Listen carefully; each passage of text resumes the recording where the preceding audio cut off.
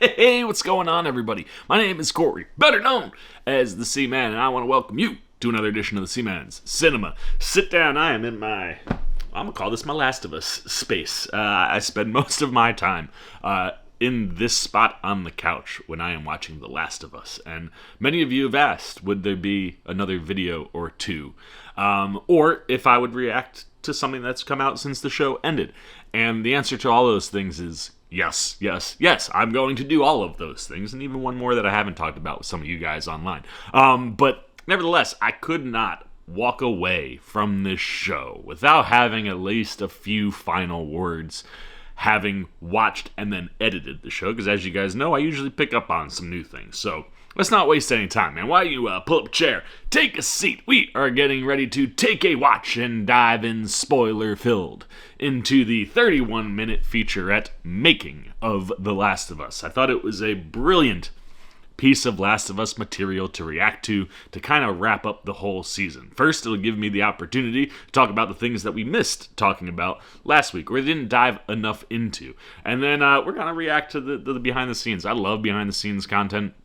And specifically in making this, like the inside the episodes were so beneficial. I really want to see that expanded in a bigger format. So a 30-minute behind the scenes, I think will be friggin' awesome for us to kind of react and talk about. And then I will make one more video after this one. I don't want to talk about anything Season 2 inside of anything Season 1, because the spoilers for Season 2 could go in so many different directions as they break Part 2 into multiple seasons. So we'll talk about if we think that means 2 or 3 or 4 seasons, things that I expect to happen in Season 2, as well as like how I think they could structure that 2 or 3 seasons to tell the entire story of Part 2. So if you want to know anything about my thoughts going into Season 2 and you've played Part 2 of the game, that'll be a separate video. We're going to get very spoiler heavy. We're going to spoil all the things that will be coming in Season 2, theoretically, and what could be coming in the Part 2 piece of the story, no matter how many seasons that is. So that one's going to be for gamers and those who don't care about having things spoiled. But for the rest of you guys who haven't played the game, don't want things spoiled, I figured at first I was going to merge the two together. I was going to do like what I missed last week with all of my spoiler thoughts for Season 2, but I want to keep those in separate videos. So we've got the making of The Last of Us queued up on my TV, but before we dive into that, I do want to touch on a few things from last week that I didn't really hit in the context of what I was talking about after the episode aired. And a lot of that is because I was very fixated on the end of the episode. But I think one of the most, critical moments in the build of last episode, and a piece that was added that's not in the game, is talking about Joel and the scar on his head and how he got it. The fact that Joel was ready to commit suicide, I think, is such a big piece of storytelling and character development for that character, but also for Ellie, seeing how far Joel went after losing Sarah. Like, it's one of those things where Joel doesn't really talk about Sarah at all with Ellie. Ellie learns a lot of the stuff about Sarah from Maria. And it's one of these things where giving Joel a moment to, because, maybe Ellie heard that piece of the story, maybe she didn't. The reaction from Bella in the episode makes you think that it's not a story that she's heard. But I think having Joel tell her, like, no, it wasn't some guy shooting at me, it was me shooting at myself, and I was ready, or at least I thought I was ready, and when the moment came, I flinched, and the gun moved, and grazed my head, and how, like, to see from a character perspective, how that moment didn't change anything for Joel, right? It's like, you lose your daughter, the world has gone to complete shit. What's the point? I'm off myself. You miss. What would most people in that scenario do with a second opportunity on life? Even in an apocalypse, you'd think you'd try to just grab onto the things that matter the most. For Joel, that would be not letting Tommy go, or maybe going with Tommy, clinging on to Tess in a completely different way than the relationship is shown both in the game and in the series, right? While it's very obvious that the two of them have some kind of a romantic relationship, it doesn't feel like one that Joel is fully committed to, and vice versa, right? It's one of these things where, as we watch Joel all season dip his toe into the water of getting close to Ellie, you can see that reflected in all of the relationships in his life. And that's a fascinating thing, right? To be presented with the idea of bringing death upon yourself, screwing that up so that you don't die, and instead of trying to capitalize and go, you know what, this is a sign that I've been given a second chance, a second lease on life, let me lean into trying to love the things that I do have, right? Kind of maybe, one of those things where maybe Joel would have tried to stay in the same town as Bill and Frank, like one of these. There's so many different places that character could go, and instead, what does Joel do? Joel doubles down on his sorrow and the burden that is life for him. And it makes the story that we get with Ellie all that much more impactful, right? Committing suicide couldn't get this guy to swing his viewpoint on life or what was worth it. Even when he had people that made life worth it in his life. This little girl becoming a surrogate daughter is the thing that brings Joel back from the brink, right? Like, suicide couldn't bring him back. But this little girl has filled that void in his life that nothing could fill. No tests, no time with Tommy, no being who Joel is could fill that hole. And while, trust me, that is not a hole that Ellie could ever completely fill, right? That is a piece of Joel that'll be lost forever. You lose someone like a daughter, or, in my experience, my sister, you can't ever get that back. And that is one piece of your heart that's always going to be missed. No matter how you're able to try to fill it back up and replace the thing that's missing, there's always going to be a bit of that that's there. But having the opportunity to have a second chance, not on his own life, but on his life as a father, when Joel finally commits to that, that's all of a sudden the thing that leads to the shift. And I think having Joel, one, have that story, and two, tell that story to Bella, really shows you how far that character's come inside of this season in and of itself, and how much the relationship with this little girl means to this guy. Like, if he loses Ellie, there is nothing left, right? Like, if he loses Ellie, you can be damn sure that Joel's not gonna flinch or not gonna miss the second time.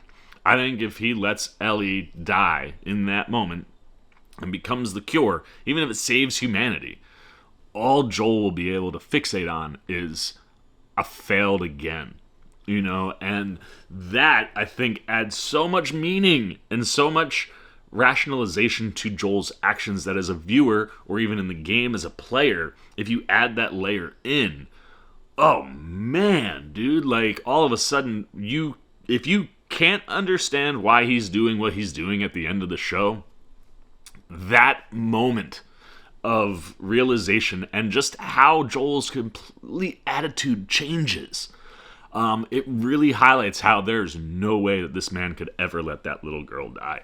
And it's one of the many things, and one of several things we'll talk about here, that makes Craig Mazin such a damn genius on this show, man. Like, from a writing perspective, adding in that type of layer, even if it was a layer that Druckmann had baked into the character in part one, like, giving it a moment like that on screen, I think just means so much to the characters, to the audience, but in really understanding Joel's part of this story. So the first genius thing I thought of, I was like, oh man, you know what I didn't dive into Joel trying to commit suicide, and how big a moment that is, and how big of a revelation that is, and what it means to the character.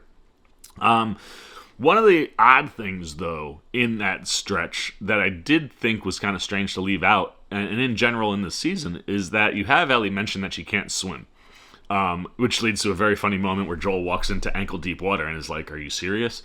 But at no point in the season does water come up at all as a threat to Ellie. And it's something that happens twice in the game, right? When you're running in the Sam and Henry stretch away from Fedra, you end up jumping off a bridge, and the only reason that Joel jumps off the bridge, he would have stayed there and fought Fedra for as long as he could have.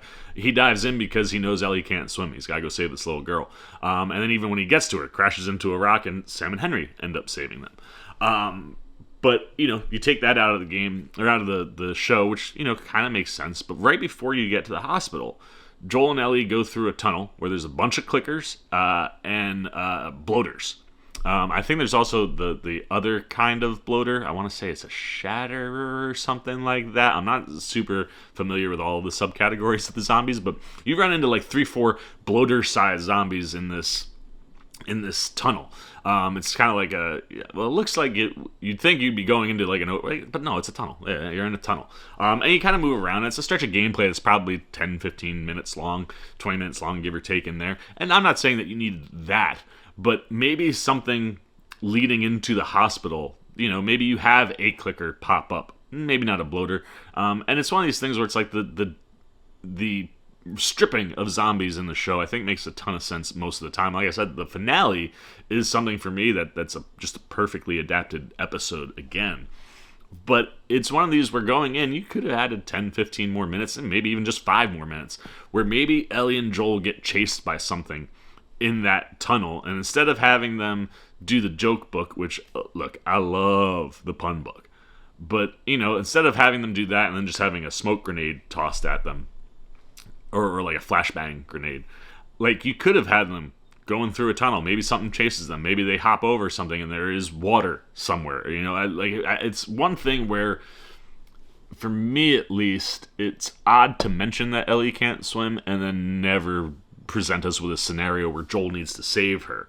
And this would have been a wonderful spot to kind of include something like that for the first time, because Joel is at a place where he's about to save Ellie no matter what happens. So to see him, like in the game, he's actually the one who gets stuck. He trying to get across a bunch of different cars and things in this like reformed river inside of this tunnel.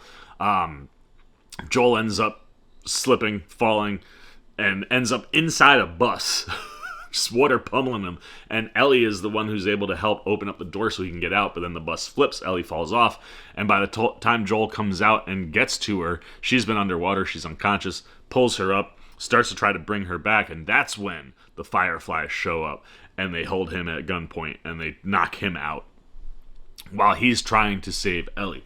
And it does something that I think would have been more beneficial inside of the show, because Joel is the one who's knocked out. Ellie, because she's smaller, is just grabbed. And Marlene, confirms with Joel that she's safe. Nothing bad had happened to her. However, from Ellie's point of view, if she's awake and then she's brought into the hospital awake, I guess theoretically they may have just sedated her right from jump. But you'd think if she was taken awake, Marlene, knowing Ellie the way that Marlene does, probably has some sort of interaction where she tells Ellie what they're going to do, and Ellie would have made the choice of like, yeah, all right, cool, knock me out, put me in a gown, do your surgery. Maybe Marlene doesn't tell her that it's going to kill her, but, in some way, Ellie would have better knowledge of what was going on inside the hospital, where in the game, she's unconscious. So you go from unconscious Ellie outside of the hospital to Ellie coming to in the car going, where are my clothes and what the hell is going on?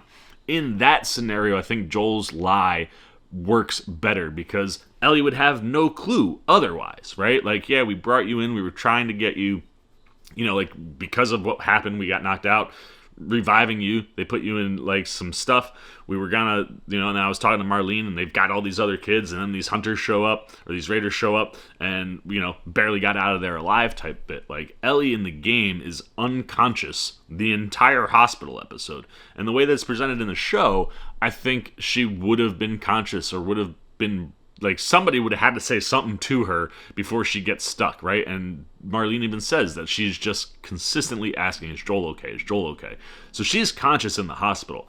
And it's one of those changes where, from the overall narrative standpoint, I wouldn't change my adaptation whatsoever, or how the episode in and of itself works. I think it's a fantastic, perfect close to the story that we've been given.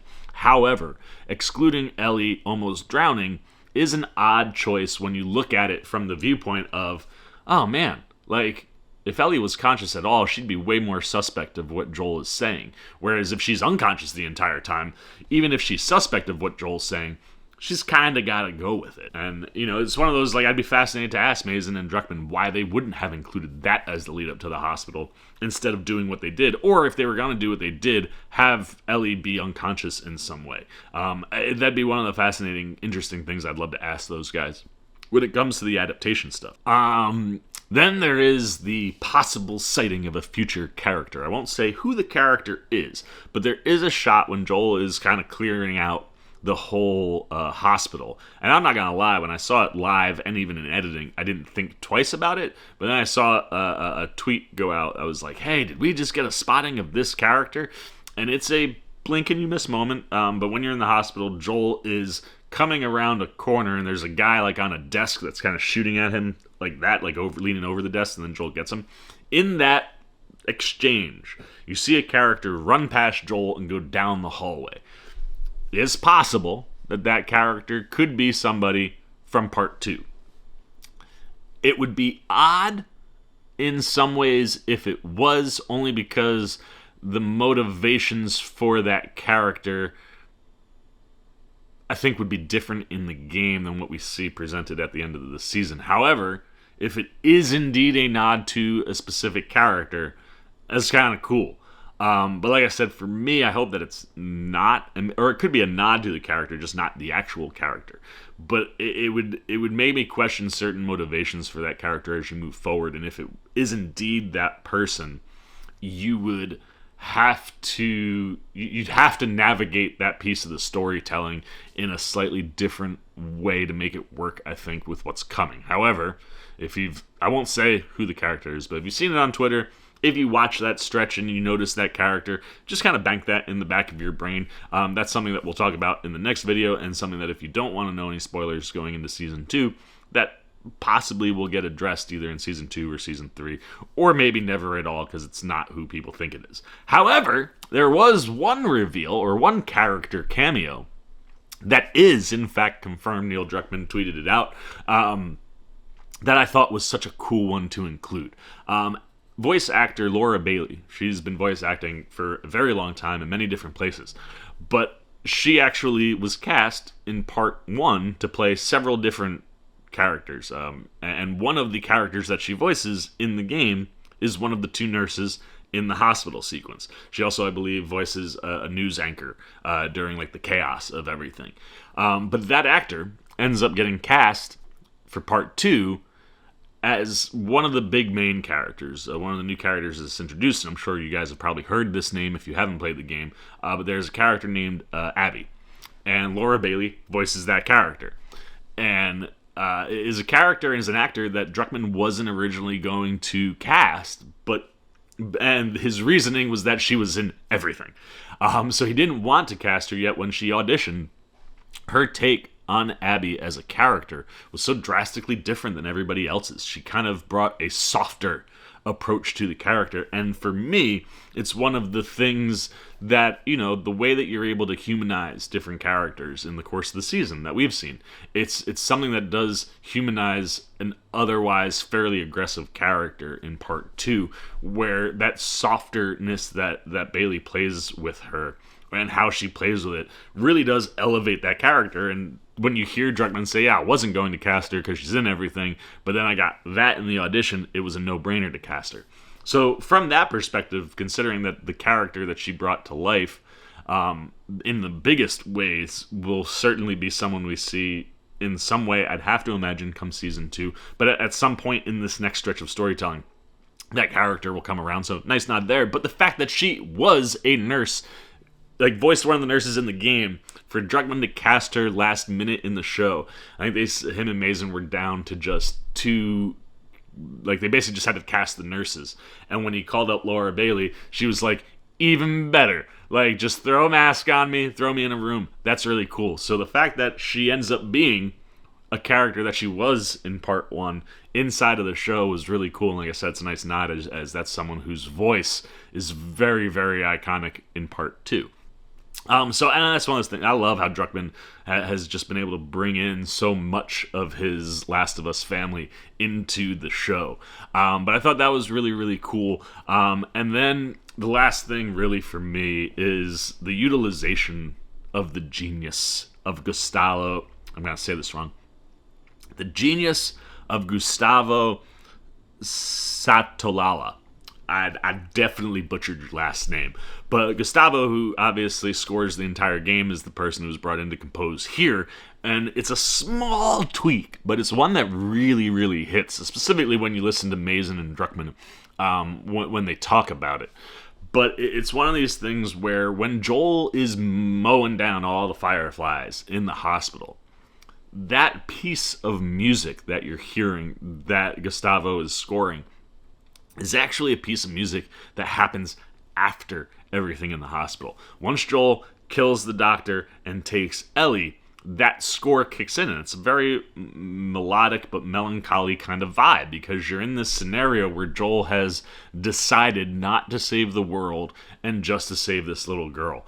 And as he's running through the hospital, carrying her and getting to the elevator and down to the basement, that's where you hear that piece of scoring. The idea of Mazin to slide that to Joel mowing through the whole hospital is an absolute stroke of genius. One, it's one of those things where in a game that's all gameplay, so you can't have that score playing in that stretch. And if you think about it, like running through, you have to run through the whole hospital the opposite way you came to get to that elevator.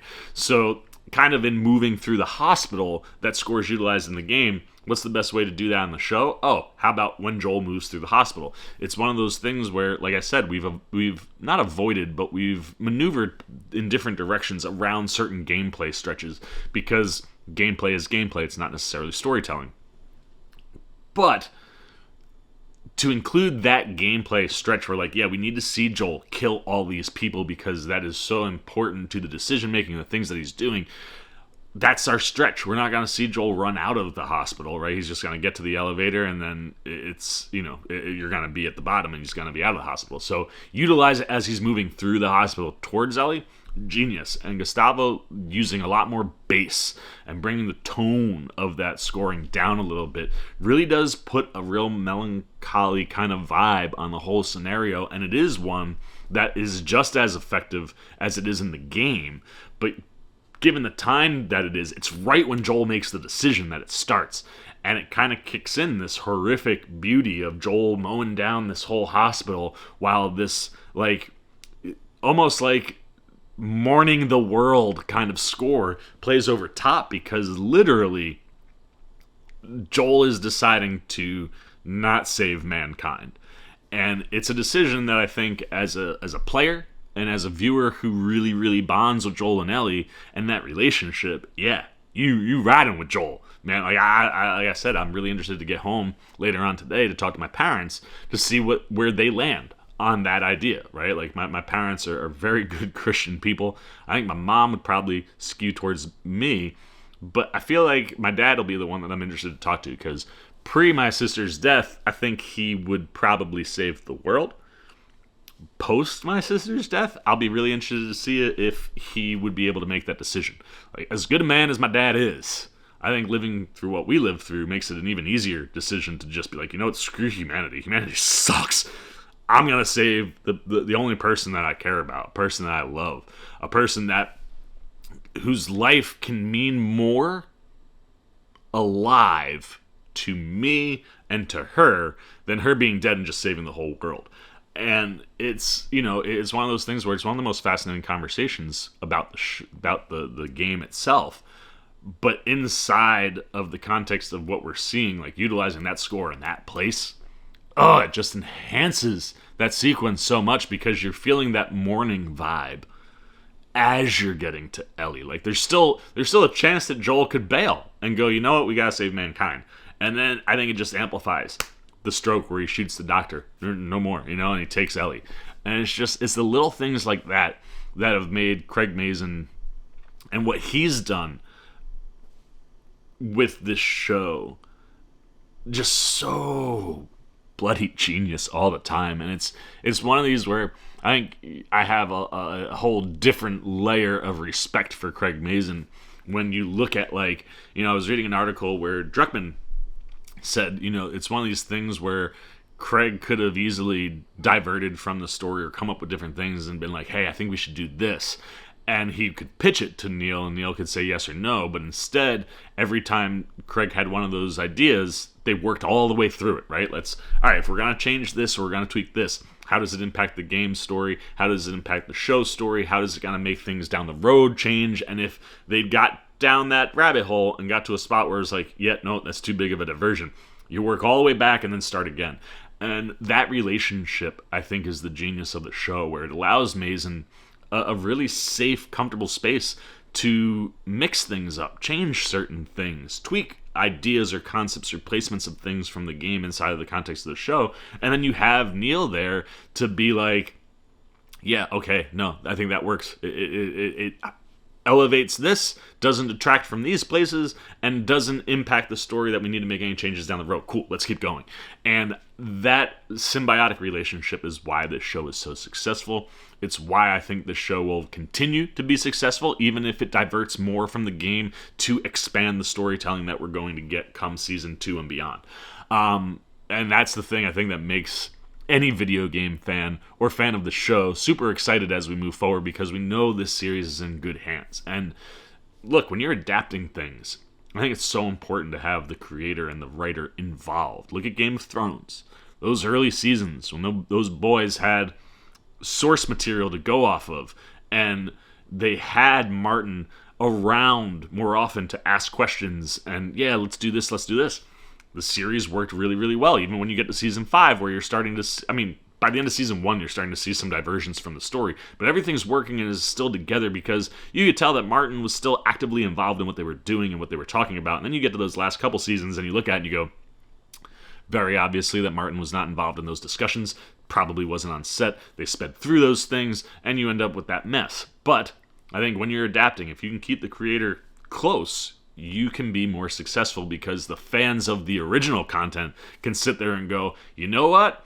If Neil Druckmann is making a change for television, that's the guy who did the game. I trust that. And I think as long as they don't do more than 4 is the absolute max I would be okay with. I think part 2 being broken into 3 seasons can work. You're getting on that edge of like, maybe you're pushing too far. I think 3, and I've said this before, I think 3 is the ideal number. But that is a discussion that we will save for a different video.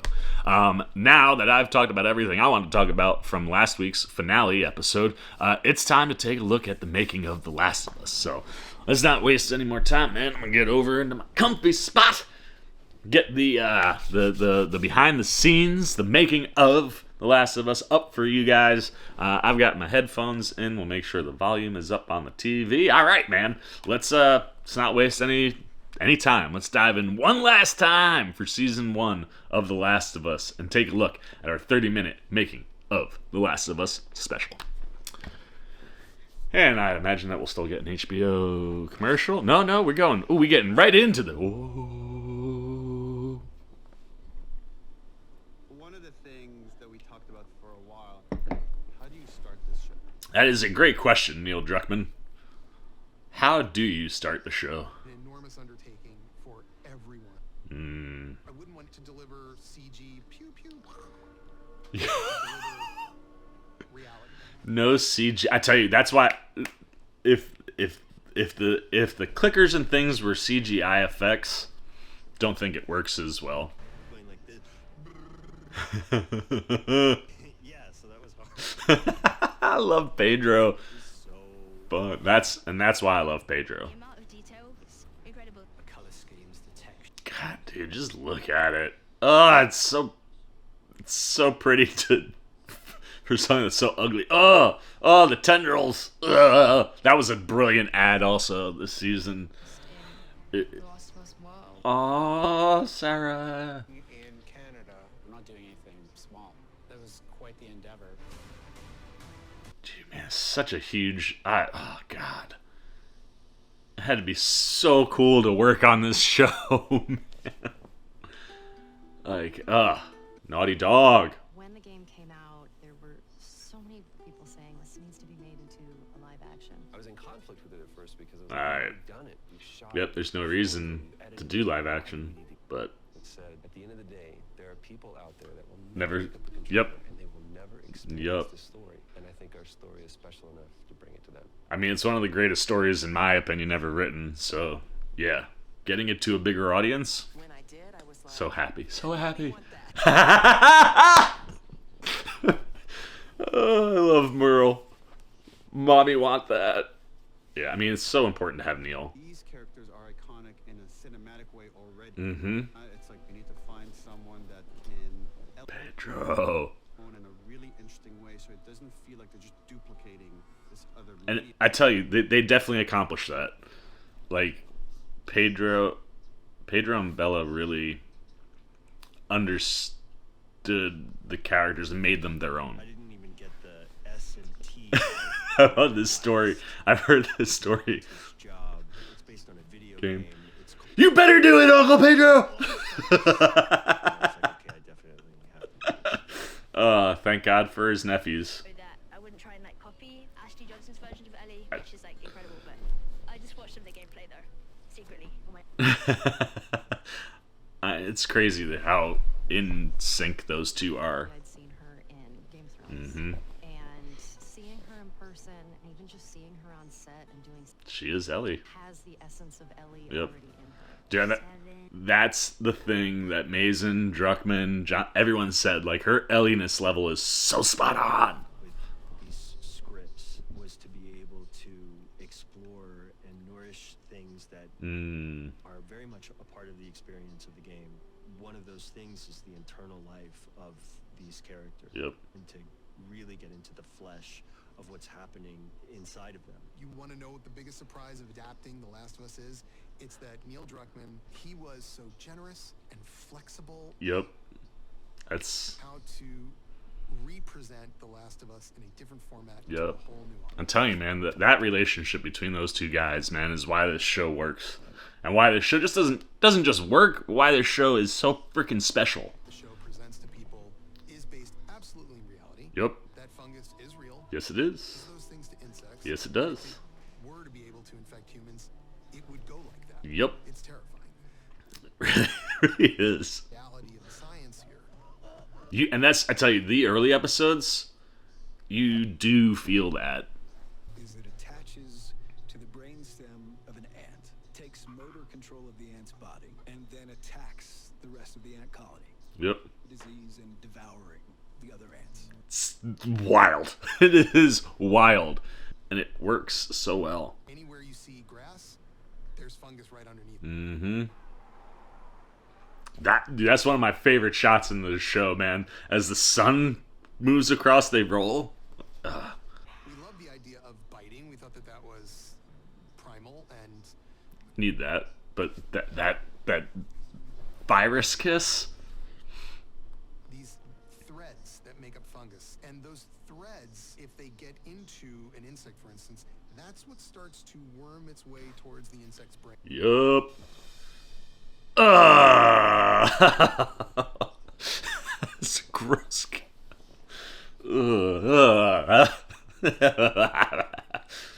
Various practical tendrils, which was basically like a dental plate that we had inside the That's infected freaking. character's That's so cool. silicon cords joined to. That's so freaking cool.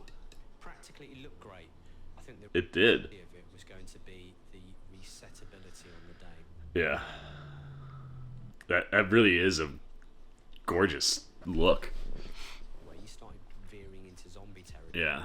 When it has more of a human side, more of a beautiful side, it makes it even scarier. Yes. And you can relate to it more. From an So factual. the first stage infected. Very shortly after they've been bitten, Dude, sort of I redness, just, a lot of tenderness around the skin, The thought process to everything you have to do. Right? through the skin. They're a bit like the cordyceps you actually see on ants or spiders. That's so freaking awesome. You don't, like, you can't. You're not even taking that in necessarily in that way when you watch, but you are as you're seeing the different zombies. Oh Breaks God. the cranium and just splits the skull down the front. Ah, clickers. They're so freaking terrifying. I didn't want to look at them.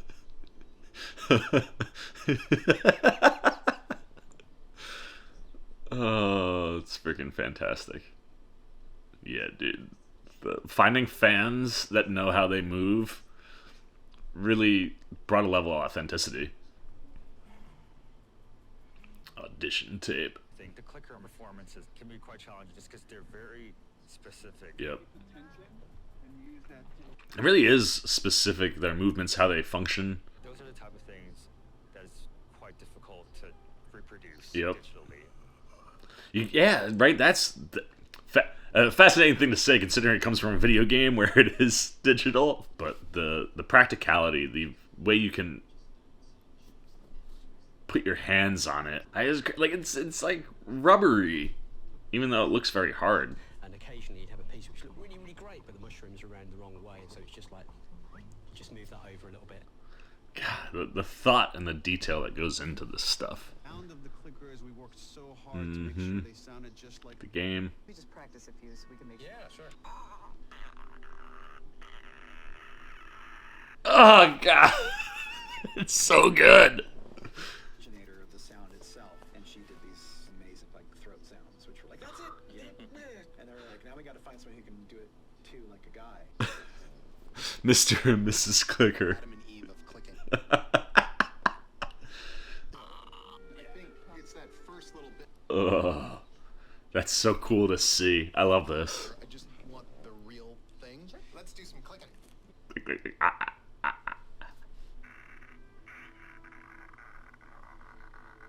That was good stuff. So good. I don't actually think I've ever had anything like this. Yeah. It was somebody who knew how to do this incredibly specific thing, and I had the incredibly specific thing people doing the incredible. Oh, this is That's so cool. It's so freaking awesome. Oh man, so good. It felt juicy. Dude, and the way that they're able to blend someone doing that voice work in a studio to what works in the shot is so good. The first time I walked on set, it was Joel's house. There's Sarah's room. It's wild. Yeah. Yep. And you already got to see The amount of, this crew had. you know, what people are wearing and things in the background. Like, I can't imagine stepping onto that set at any time if you're Neil Druckmann. In space that you can like just fucking shoot things in 360 because everything is Real. Yeah. It's the same thing Neil Gaiman did with The Sandman. He said when he walked onto set that first time, it was like, holy shit, I walked into my comic book, you know, like. The Last of Us is about a journey going across the United States, and so having that variety of landscapes. Yeah. Mm-hmm. It does feel like you're going across the states when you're watching, you know. was a good stand-in for us in Texas. We really tried to go to town there with BBQ. once the infection starts. The QZ, that was a challenge to make the wall. I bet. You know, built it out of actual concrete. What? Actual concrete? That's what? Like, the lengths they'll go for realism here are great. The Firefly set was stunning because now we're outside the QZ. It's way more run down. and up to the office, and we're standing behind, about to get through the door. That's freaking wild. Like little sesame seeds to look like mouse poop. Oh my god. That's wild. God. If this production team does not win all the Emmys, goodness. Involved in the look of the town and the feel of the town. Like, just building things that big. I like it. Unbelievable, man. And the sidewalks and the infrastructure. There's a town here, Ken. They got so lucky with their set locations. This is a town that's self-sufficient. My favorite part of that was building the paddock Mm. and the stables and everything in the parking lot right in the middle of the Like there are mountains right behind you. I was like, they got The sets are... Everything was just so faithful to the game. So detailed, specific. Gabriel Luna. One of the most amazing sets there Dude. is. We had to get a carousel. Malls. So one of you guys actually told me that this was shot in an actual mall. An abandoned mall before. Yeah. The authenticity of what And how the they mall looks like. they tweaked it is It's growing everywhere. There's algae. like the hours. This location has been perfect to shoot in because they were going to tear down this mall anyway. So that's given the amazing art department like free reign to completely destroy it. As soon as we finish this, like this mall is gone. Oh man, mall is gone. It's sad. Keep that open. Let people come see it, right? Keep it freaky in terms of how perfect it fits within the visuals within the game. They really do capture this whole section really, really well. When Craig was there, I mean, it's just like this is what I wrote, and that's the best compliment you can get. Yeah. As it was known to have a massive amount of snow. Need all the snow. What happened was there was no snow. Drifts up against some buildings, all the roads were clear. The grass, everywhere that you look, the snow was gone. Oh, that's so unfortunate. I had to use whatever was in the town. So in 3 days, we did 350 dump trucks. Oh my god. Shoveling, brooming. What? Like, the amount of places that exist where there would be snow to bring in dump trucks, and the day we shoot and it actually ends up snowing. Like, that's... It worked really well for the production. It was really cold, and there was a trek through the snow, and there were 3 or 4 house-size wind machines. Yeah, man. I loved it. I love it. I want to go back. I honestly, some of those shots I think look closer to the game than the shots that we get in the show itself when it's storming, because we're in the storm for such a short period of time. Ooh, can you pass through a bit of the? Can you send me a little bit of the Ronroco? For me. It's Gustavo. Crushed it. Gustavo Santolaya. Santolaya. There you go. I totally butchered it. Sorry, Gustavo. Gustavo, starting with the game and now continuing with the show, is pitch him the story. Pitch him the story. Very much about minimalism. Like, what's the least we need to do to achieve this moment? Which is very much mine and Craig's philosophy. It's what works for that world. In the music of The Last of Us, from what I do is to preserve this organic element and of minimalism, because I have to play less. The pipes, cans, all that has a little bit to do with the reality of a post-disaster world of found object things, but it's very organic. It's almost like an primitive folk instrument. It's so good. It's so good. And it fits this world so well. How do we translate the language from the game to the series? But I think we have found now something that kind of like flows. Flows is a great word. An hour or more of music, and we just sit here listening. And it's just like, here's like this moment that you talked about has inspired this theme. Oh my god. It's like starting with a lot and then continue to trim it down, find the right elements. God, dude, I just love seeing how all the different areas of this team work. Just take it and put it, and it works fantastic. Which for me says a lot also about what they have done. A connection between the game and what the series is. It's very, very true, man. That guy, Gustavo, knows what's up. Like, dude, so freaking good, man. Visual effects is a big part of this show. You don't think about it because so many VFX things look real. That's the thing that I think people forget when it comes to VFX. On both what is practical and what is Right, visual like, effect. Just it looks tangible. Try and do as much practical as possible. Yep. Alex understands that the dovetail between practical and visual effects. What? Yo. That's the magic. Dude, like when you watch something like this and then you're told what's a visual effect shot, like those people on top of the building. One department we work probably the closest with on any Prosthetics designer. They benefit a lot more from having something there than on a day, which manipulate or... Yep. There's everything on this show, from airplane crashes to zombies. Or environment. to war-torn destruction. And That was Jeez, I'm telling you, dude, it's tendrils. crazy. Because there's a lot of Like VFX is just own scanning, so that we're able to recreate it digitally. that's so freaking cool, man. LiDAR scanning is light imaging distance ranging. And it basically gives you a 3D model. What? There would be a lot of environment work in line with the game. Technology is And everything's deteriorated. like that's nuts. Help out in every episode in that respect.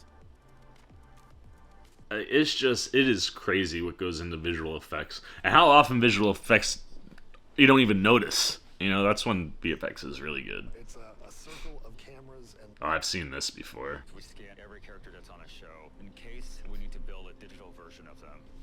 That's just in case we need a digital version. I know everyone knows the scene when they're escaping and they're in the car and you can watch everything from Sarah's perspective. Yup, they nailed this. Scene is that it's very true to the game. Very. Feel like we're with Sarah and Joel and Tommy's truck the entire time. Yep. And because of our desire working 360, it was a big challenge. How should we do that? The car was built with a stunt pod on top. Oh, I was wondering how they shot this. The rooftop, driving a car while actors could do their thing. That's wild. So cool, that type of stuff. They had a really cool rig set up in A Quiet Place too. Like 2. Also. 2 and also. Explosion. Just the kind of craziness of it all, really. Oh, and man, this used to just be a field. This was nothing but grass. What? This amazing sequence where our cast, they walk their way onto this God, man. seemingly innocent cul-de-sac and come under attack. Like, think about how long you have to work just to get that set up. We actually opened this up into the main road behind. Oh. And that gave us all that extra distance out there in the real world on a real road for the convoy to get up to speed and start chasing them. Wow. That's so... It was a big deal plowing through all these cars, making it look realistic. We had to reinforce the plow because the first night it broke. And then it was the driving into the house without destroying the building. Yeah, right. The building was prepped for fire, meaning that post-crash, we would pull the truck out and put another truck in there that would then explode. Oh my gosh. Can you imagine if that house got into any kind of fire before that moment? Oh man, that's so wild. the big climactic battle scene, most of that was done practically with real performers. Look at how many of them are. Triple that amount. I was gonna say, yeah. In addition was visual effects. It's always good to have a reference from the actual performers themselves. Have to do it frame by frame. Super smart. A methodology of capturing movement. Performance capture. We did If you were working with John Landau, you'd yell. many different movements from the stuntman as we possibly could. Oh man, this stuff is so fascinating though. What we do in post with animation depends on the performances. We shot a library of their movements and we selected the best. That's so cool. Dude, like, oh god. Of course, we tried to do as much practically as possible. Right? But you have to do visual. We took these designs and we scanned them and Yeah, this and just- helped create visual assets for us in post. Dude, I can't, like, all of the intricate planning that goes into a sequence like that. We would glue all the mushrooms and everything onto the suits, and then suits would go over to Sage and her team, and they would cut the costumes for the mushrooms to be growing through, and the sort of dripping. Dude, it's like the grossest, most beautiful thing I've ever seen in my life. Cynthia Summers, you are going to win an Emmy. Those costumes. Well, that's the thing that's most impressive too, right? Like, you have all of the the prosthetics on, but then they have to hold for that type of physicality. Just looks so amazing. Costume set supervisor. But these guys did. So, you know, makeup effects and Oh, that's... sitting on Everything is there but the eyes section so they can see. Shots. We actually had a little area that we could remove from the crown. For the eyes. Yep, there it is. That's so cool. Complete vision for the actors, and you'd see their eyes looking through, which would then be replaced in post, or we'd be able to do some more close-up stuff and put that plug back in. That's... God, dude. I was... No joke. One of the things I was wondering is, like, how are the clickers seeing when their face is full-on exploded? You don't shoot with it there. Oh, yeah. This is what... Several creatures that we had to make the decision fairly early on whether they'd be done practically. Oh, the bloater. Because it's an enormous creature, it's meant to stand about 7 feet tall. You can get a man and put him in a prosthetic suit, which they did. At the end of the day, there's only a certain amount of mobility. That's... He just couldn't do the things that he needed to do as the bloater. I mean, it looks like he's able to move more than I would have anticipated. But we reserved the option and shot a lot of clean plates, which means we took the bloater, the physical bloater, out of the shot. Had a clean background to use in case we wanted to go the CG route in some or in all cases. So smart, but so much extra work, right? And you need to move a little faster as well. This CG creature is doing some very fantastical things. Sure is. Oh, God. Just feeling like it was necessary to create a full digital version of the bloater. I'm not shocked that the bloater was digital, but also not shocked that they built a suit for a guy. I really wanted them to... Oh. Yes. Terrifying. Sussed out person that could play the role, and in this case it happened to be a girl from Toronto called Sky. Sky. Toronto contortionist child. That's so freaking cool. You know, you can tell this little girl is loving this. We wanted to feel frightened by her character. She's the most scary thing, I think, in the whole show. For me, personally. Her face exposed. We could see her long hair, her pigtails. These were all the aspects that were important to Craig and Neil. So that ends up being that's a... Jeez. That's nuts. And then we can get this child clicker to do exactly what we want it to do. So, you know, she's able to do that in a much more fantastical way because we went CG with it. That's nuts. So you had a live actor and then completely replaced it. Special effects did an excellent job of essentially piping the entire set. With fire. We can see some of this piping, which... That's how you do fire. I didn't know. Probably should have known that. We were not going to do any practical fire because the discussion was that it was too much money and we couldn't do it in the time we had. I figured it would be dangerous. Basically, I said you can have, of this size set, you can have a quarter of it on fire. Fascinating. And he designed that entire set to be fireproof in the areas that we needed it to be, and that helped. That's so cool. I love visual effects, man. I wish I had the brain capacity to stay focused on those little tiny details like that. And what I quickly learned after doing the research on the game was just how critically important that moment is. Yup. Giraffes are pretty massive. Spiritual experience almost, being so close to such a magnificent animal. Wait. You can create a giraffe in visual effects, but it's just not the same. That's a real giraffe? The one thing Alberta does have is a zoo with giraffes. And That's a real giraffe. I would have sworn that was a CG giraffe. What? Giraffes acclimated, like panels with blue screen. Yo. Go in there and just shoot the giraffe and have Ellie feed the giraffe. I did not think that was a real giraffe. That's nuts. Visual effects and special effects and all of the departments working together, building all of these practical elements to be able to actually see it in front of you was everything in terms of the playing of these characters. That's so important.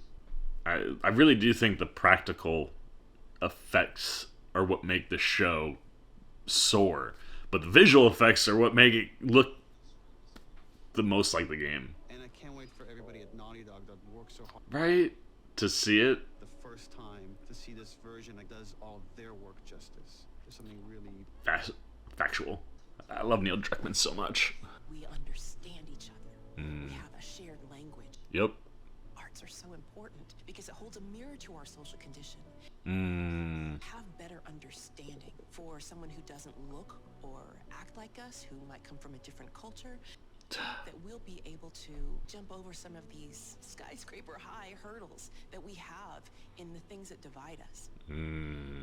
God, I love Merle, man. That right there is the crux. I love that her, Troy, like, that they had all those guys in this. There was something of where I knew this was going to be the hardest and the best experience life. And weirdly, there was something that I knew was special and terrifying, and it all came true. God, the minute they said Pedro. Fairly reasonable goal to make the best television show ever. That was our Thank you. I love you guys. Thank you. Oh, Craig. Yeah, dude, like the minute that they said Pedro Pascal was gonna play Joel, I was like, once I knew that Neil Druckmann was gonna be extremely involved. I had high hopes for the show. But once they cast Pedro and then follow that up almost immediately with I don't know if they announced, I think they may have announced, I feel like I remember them announcing. the end of this story. And that's the end of the story. We'll return with season 2. There it will. I feel like I've read their announcement together. But you know, I've said it like the minute I saw those two names, I was like, the show is gonna be one of the best shows I've ever seen in my life. And that was off of knowing like 4 pieces of information. And that is a testament to, one, the reputation of all 4 people: Craig Mazin, Neil Druckmann, Pedro Pascal, Bella Ramsey. Like, the reputation of those 4 and just what they could bring to a live-action version. I mean, like I said, having Neil Druckmann, the guy who wrote the game, as hands-on as he is extremely important to being able to recapture the essence of what the game is in a live-action medium. Craig Mazin, I mean, if you saw Chernobyl and you didn't go, oh man, if you did The Last of Us as a show, that's the guy I would get to be the showrunner. Like it's one of those where it's like, it's the minute you heard, like I heard Craig Mazin was attached, I was like, dude, the guy who did Chernobyl is gonna do The Last of Us? Like, let's go. Fire me up to the Emmys right now. And then when you throw in Pedro and Bella, like, Pedro obviously is someone I've been watching for years. I mean, he's one of the best, most hardworking people in all of Hollywood. Brings, you know, a level of, you know, respect from as an actor, but also just a level of, you're going to get such a high caliber of work from him. And then Bella, I mean, just a little bit that we got with her in Thrones made me go, if there was a little girl that could carry the weight of what Ellie has to carry throughout this story, that's your person, man. And then to hear people like Druckmann and Mazin and Ashley Johnson go, like, the minute we sat down, like, you could just see the Ellie-ness in Bella. It was like, it literally was a match made in heaven. It was a perfect storm. And if there was a property that I was happy or excited that got the perfect storm scenario, it's this one. Because like I said, you live in a world where adapting video games is really tough and done not successfully very often.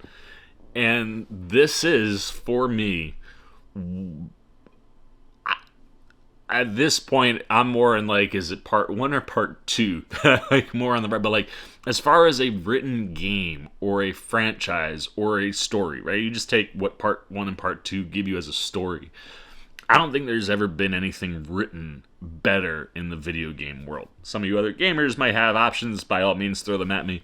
I would have to assume that options that could be legitimately better than The Last of Us would be games I haven't played, so I'd like to know about those.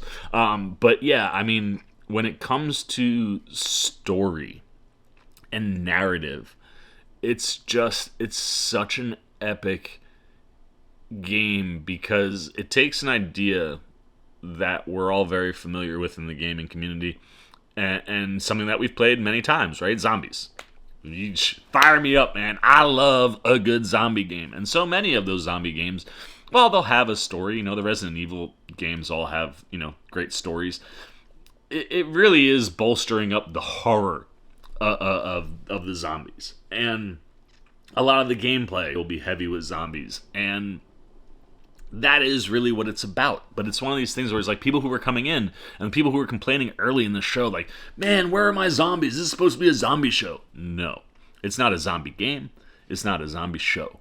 This is a show and a game and a story about two people who've lost everything that are thrust together for this journey that could potentially save mankind. And what that story means to those two characters, what they go through, it's the driving force. And when you get it in a live action show, you see it even better because what gets stripped out of the show? The gameplay stuff. And it's one of these where, like I've said it before, this isn't a zombie show. This isn't a zombie game. Like, yes, it's a zombie, but like, it's so about the characters. And that is why the show is so good for television and is made to be done in a live action format because the story, the narrative is so strong that, yeah, you know, you take away all the gameplay stuff and you still have a really unbelievably undeniable, hard-hitting, emotionally impactful story.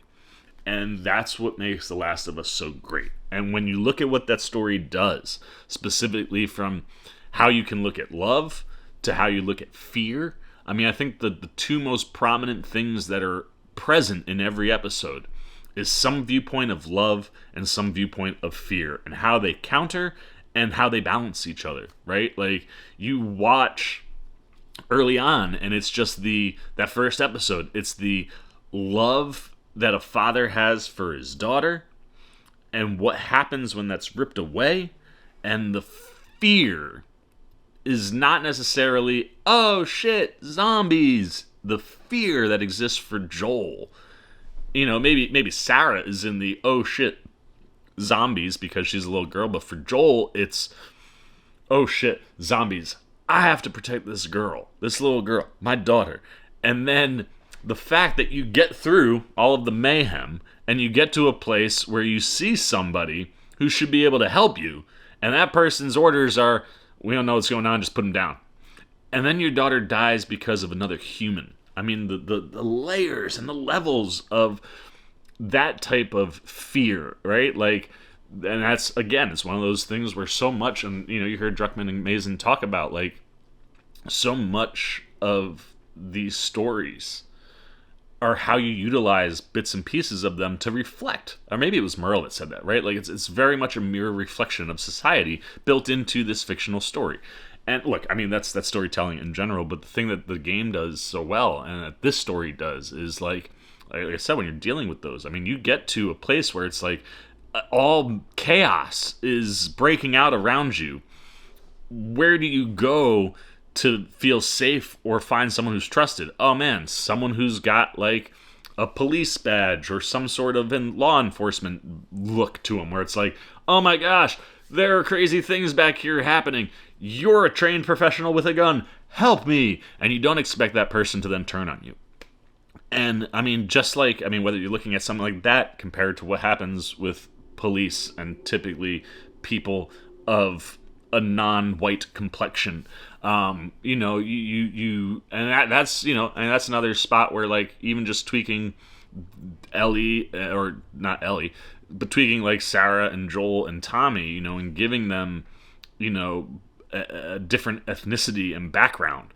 Suddenly a moment like that has a totally different, it hits in a totally different way considering the world that we're currently in. And those are the things where it's like, when you look at like race bending or gender changing or anything that you change from a game and then you bring, or to any piece of material, book or whatever, and you bring it to the screen. Like, you have to think about the current times. And back in 2013, while, you know, police brutality has always been a thing, it definitely has a different vibe in the current world that we are in. So making the choice to have Pedro be casting Pedro to be a Hispanic character because of his heritage, and casting someone like you do for Sarah, who's mixed race, like, that moment has a totally different vibe when it's those characters. You know, I don't know, in the context of the world that we're in, if it was two white people standing there, if you'd get the same reaction, or if it would feel as genuine as it does. And those are the things that when you look at, like, adaptations and changes and tweaks or things that you make, one, it should always be the person who's best suited for the job. You know, you hire the best. But it also helps when doing that presents you with different opportunities that you can tweak and adjust things that then feel more real. And that's what this adaptation does flawlessly. I mean, we've talked about it all season. No matter where you are in the episode or storytelling, if there is a tweak, if there is a diversion, it is coming from a place of how do we make this story better suited for today. And I think that's something that Craig Mazin really, really understands, and is why this show is so successful. And then to have someone like Neil Druckmann be involved, and not just be involved, but be such a positive force for that change, right? It's, let's have a conversation. How do we get to the best thing that gets the audience to feel the thing that we need to feel? And that, for me, is why this adaptation in this show is so perfect. Because there was never a time where I didn't feel what I felt when I was playing the game, and in a lot of scenarios, I felt it even more so. And yeah, I mean, just like getting to live in the production and set and costume design and the visual effects stuff and this behind the scenes, I mean, it is the things that I'm always the most fascinated with, right? Like, I love how you shoot something. I love performances, but that you can take away right from what you're watching. You really can appreciate all of the other things that go into a show, specifically on the visual effects side, until you see it in a behind the scenes. I mean, the amount of stuff that you would assume is real isn't, and the things sometimes that you would assume wouldn't be real are. The giraffe being a real giraffe is still, like, my head is broken.